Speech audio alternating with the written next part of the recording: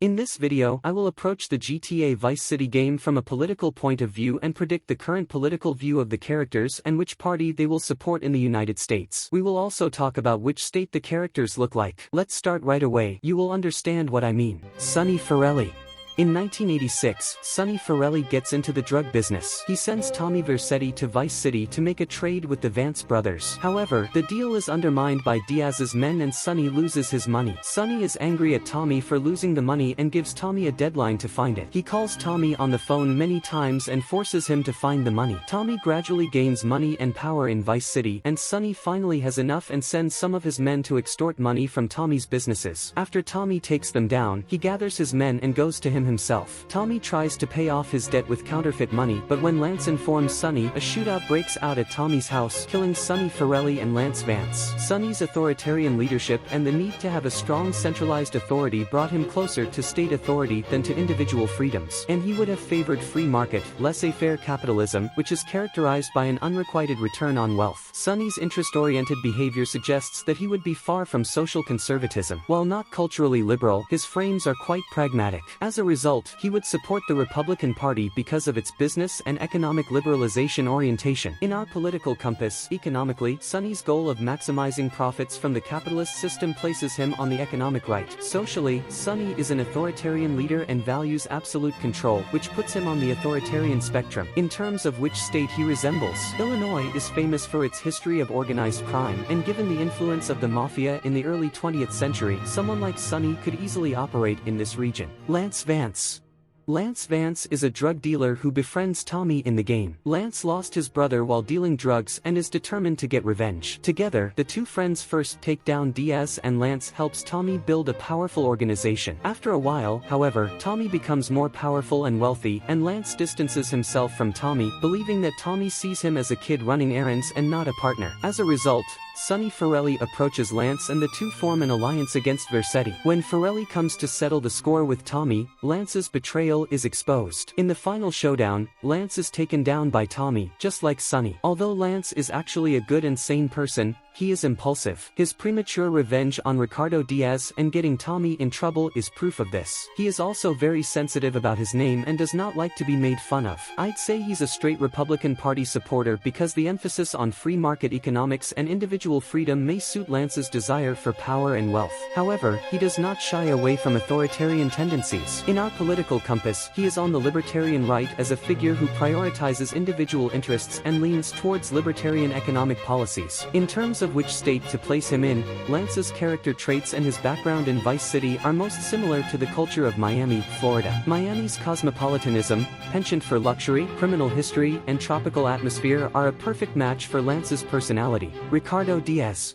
He is a mob boss in Vice City. In 1986, he disrupted a drug deal between the Vance brothers and the Forelli family. Tommy Vercetti and Lance Vance managed to escape unscathed from the scene. Days after the incident, he met Tommy Vercetti when Juan García Cortez sent Tommy Vercetti to protect Diaz. Impressed by Tommy's skill, Diaz offers him to work for him, which Tommy accepts. Then Lance Vance also starts working for him. Later, Tommy and Lance attack Diaz's mansion and bring him down. Diaz is completely right-leaning economically. He considers any way to make money and accumulate wealth to be justified. A free market and a winner-take-all system suits Diaz's interests. Diaz is close to powerful authoritarian figures with a desire for absolute control. He supports law and order only as long as it serves his interests. Diaz was most supportive of the Republican Party, with its emphasis on free market economics and the freedom to create wealth. On our political compass, we can position him as authoritarian and to the right. If we think about which state he resembles, his passion for ostentation, his pursuit of wealth and his ability to take risks make Diaz close to the Las Vegas culture. We can therefore place him in the state of Nevada. Ken Rosenberg.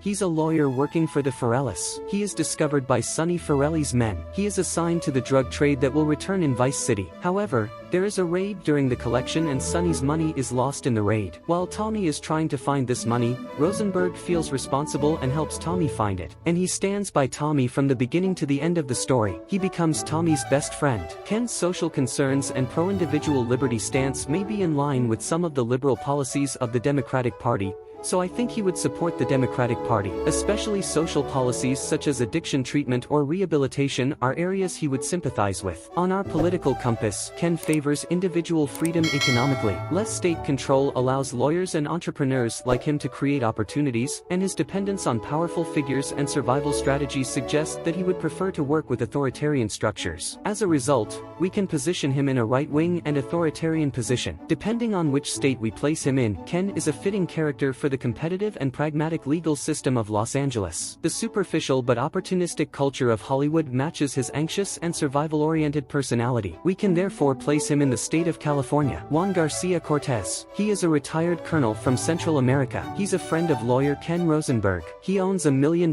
yacht. He is connected to almost everyone in the city and invites the important people of Vice City to a party on his yacht. He meets Tommy at this party and asks Tommy to work for him. Tommy handles Cortez's drug, arms smuggling and military affairs in exchange for money. One day Cortez gets in trouble for extorting French government property. He calls Tommy and asks him to protect him until he leaves the city. Cortez drops Tommy off and leaves Vice City safely before he reaches the high seas. Cortez favors an elitist approach to economics. He believes that power and resources should be in the hands of educated and strategic individuals. He sees wealth and status as a social privilege. His military background and disciplined personality indicate that he is close to an authoritarian structure. She may think that society should be governed by strong leaders and a hierarchical order. Instead of direct violence, Cortez expands his power through diplomatic relations and strategic cooperation. This proves that she is a pragmatist leader. Cortez may be close to the elitist policies of the Republican Party. In particular, her economic right policies are in line with her understanding of individual wealth and status. Moreover, the party's past support for strong leaders may overlap with her authoritarian tendencies. In our political compass, we can place it in a right-wing and authoritarian position. As for which state she resembles, Cortez's connection to wealth and elitism aligns with Manhattan's socio-economic elite. Diplomacy and strategic relations parallel New York's business community.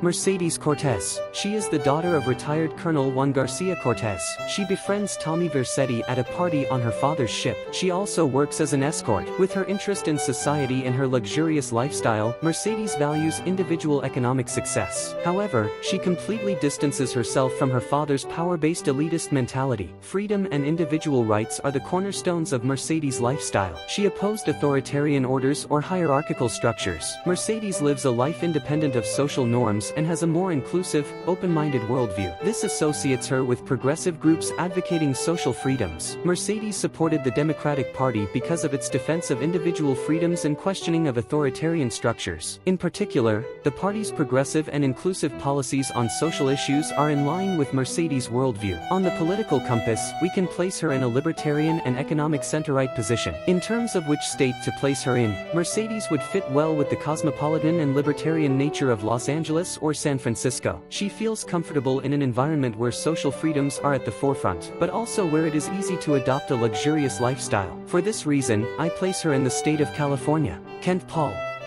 He hangs out at the Malibu Club all the time. He is aware of illegal developments on the streets. When Tommy Vercetti wants to get information, he always comes to the Malibu Club and beats him up. Later on, he starts working as a manager for a rock band called Love Fist. He has a flirtatious nature. Although Tommy doesn't like him much at first because of his vulgar behavior, he gets on well with Tommy and becomes Tommy's friend. Paul lives for music and nights out and is a fun-loving character. He lives by the superficial pleasures of life rather than rules or responsibilities. This suggests that he adopts a more individual freedom-oriented approach. The fact that Paul is aware of illegal activity on the streets and is the manager of the rock band Love Fist shows that he values individual success and connections. This suggests that a more economically right political stance could be adopted. However, he is not overly elitist but more pragmatic. Kent Paul supported the Libertarian Party because of its defense of individual liberties and opposition to authoritarian orders. With its emphasis on small government and individual rights, the party offers an option that suits his lifestyle. We can place it on the right and libertarian position on our political compass. If I were to say which state he resembles, Los Angeles would be a good fit for Paul's nightlife, music scene, and libertarian lifestyle. The cosmopolitan and creative scene in California matches his talents. Avery Carrington. He is a successful Texas property magnate. He is a capitalist specializing in real estate. He is filled with advice from his father. He resorts to bribery, murder, and arson in construction. He meets Tommy through Ken Rosenberg and for a while he outsources his shady business to Tommy. In a short time, Tommy gains Avery's friendship. Avery's dress, speech, and values make him a traditional and conservative figure. He defends the status quo and the right to personal property. The way he profits from real estate and his commitment to individual wealth shows that he is a classic representative of the economic right. He focuses on enrichment instead of the lower classes of society. He wants a stable order and the preservation of power. It believes that in a hierarchical system, things run more smoothly. It completely rejects ideas such as socialism, egalitarian policies, and social redistribution. It sees such policies as a threat to its wealth and business. In short, the Republican Party's support for free market economics and its policies protecting big business are in line with Avery's business-oriented interests. Moreover, the Republican Party places great importance on property rights and free enterprise with little regulation. It is an ideal choice for people like Avery who are focused on individual gain and wealth. On our political compass, we can position him on the authoritarian right. We don't need to worry about what state he looks like. He is from Texas and his accent and behavior are identified with the oil and real estate rich of Texas. Umberto Robina. He is the leader of the Cuban gangs in Little Havana. He works in his father's coffee shop in Little Havana. He has carried out many attacks against his sworn enemy, the Haitian gangs, defeating them in 1986 with the help of Tommy Vercetti. Umberto's efforts to protect the Cuban community point to economic leftist tendencies, prioritizing community interests over individualism. However, this tendency is mixed with a Robin Hood-style pragmatism and is based on crime. Umberto takes an authoritarian approach to controlling and organizing his community. As a strong leader figure, he imposes his rules and discipline. By pretending to be one of the people, Umberto tries to steer his community towards his own interests. This resembles a kind of populist leadership. Umberto supported the Democratic Party because of its pro-immigrant policies and social policies to improve the welfare of low-income communities. In our political compass, we can position him in an authoritarian left position. If we discuss which state she resembles, California, with its strong Latino community and emphasis on immigrant rights, is a state that is in line with Robina's political leanings. Auntie Poulet.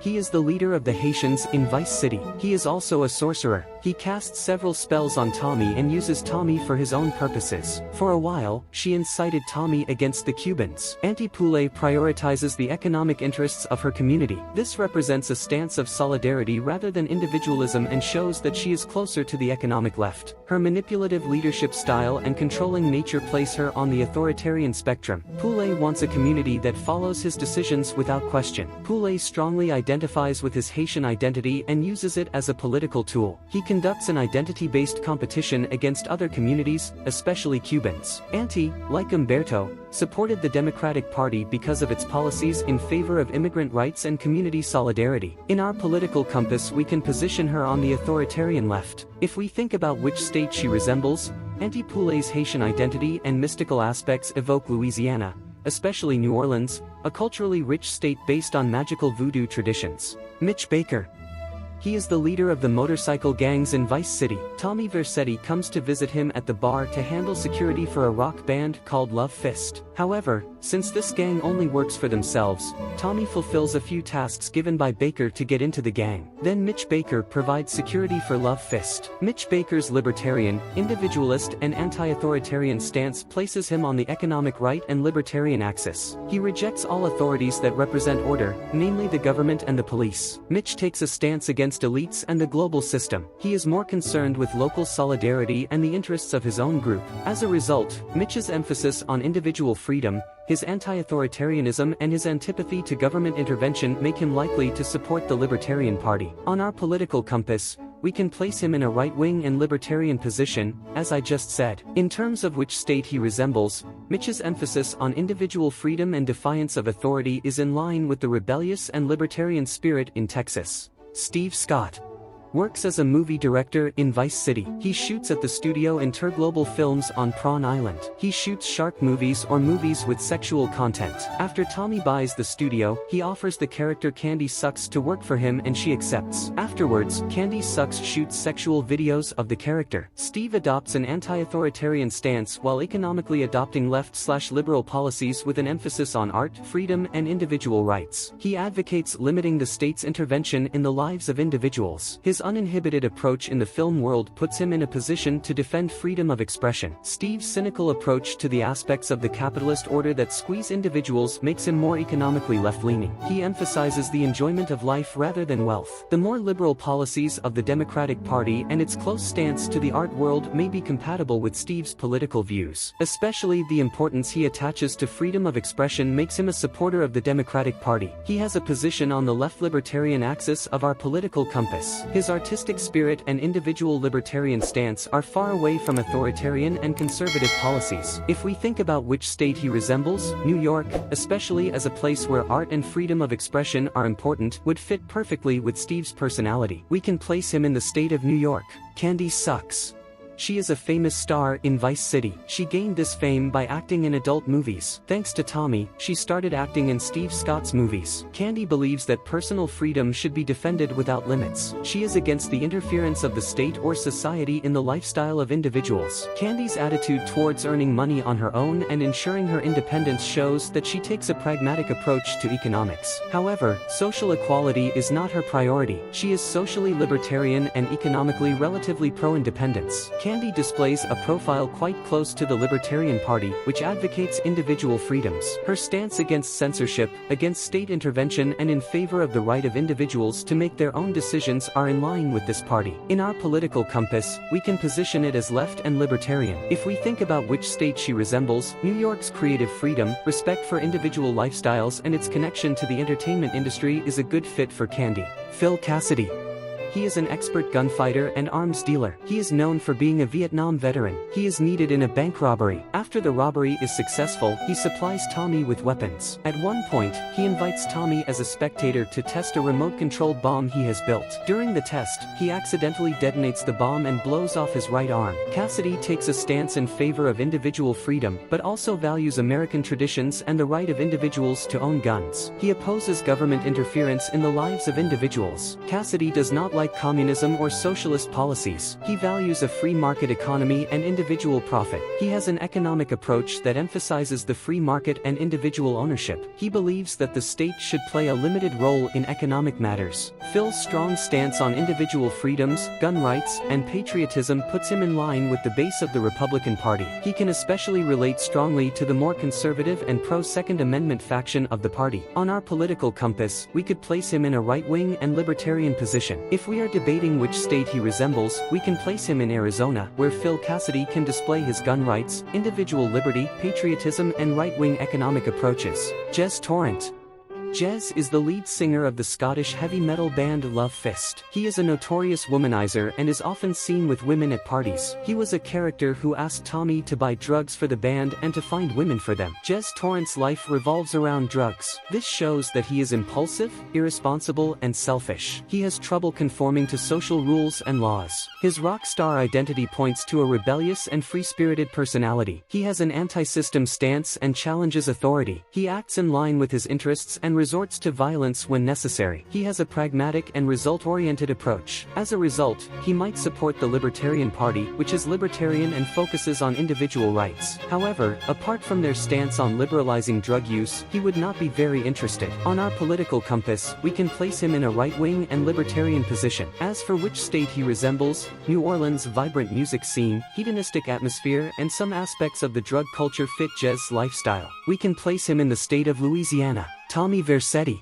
Yes, we've come to the main character of the game. I'm not going to give you a summary of him, because we've mentioned him in every character and you can't forget him. Tommy's rise in the criminal world and his involvement in all kinds of illegal businesses for profit makes him a capitalist individual. He is against government intervention, social benefits, and tax increases. The system provides him with personal gain and so he is open to any business opportunity. Tommy is against being dominated by others. His desire for self-employment and independence makes him an individualist. Interference from the government or any authority restricts his freedom. Tommy prefers to dominate others ruthlessly. He has no hesitation in eliminating his rivals and this shows that he is a character with authoritarian tendencies. However, this authoritarianism is often related to the order he establishes in the criminal world. Tommy's capitalist and fondness for individual freedom makes him close to the Republican Party. In our political compass, we can position him as right-wing and authoritarian, or we could characterize them as Nazis. I want you to decide which state it resembles. Write in the comments. In my previous video, I have a political analysis of the movie Scarface, which inspired the making of the GTA Vice City game, and I highly recommend you to watch it. If you like the video, you will motivate me a lot if you like the video. You can also specify in the comments for the political analysis of the movies you want. Of course, you can subscribe to my channel to be informed about those videos. Take care of yourself. Goodbye.